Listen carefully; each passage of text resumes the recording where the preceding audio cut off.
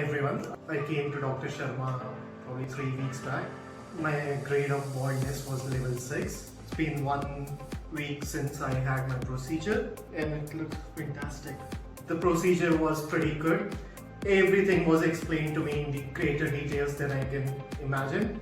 And there was a wee bit pain but not too much, and it was bloody good. Like I'm very happy with the results in 1 week, and I can't wait for the further coming time to see more results.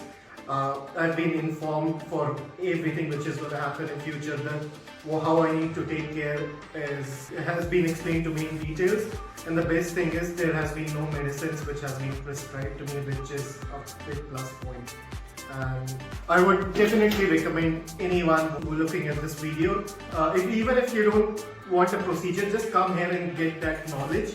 And I wasn't 100% sure that I wanted to get it done, but one meeting with him and I was sure that I will get it done, and I will only get it done for him.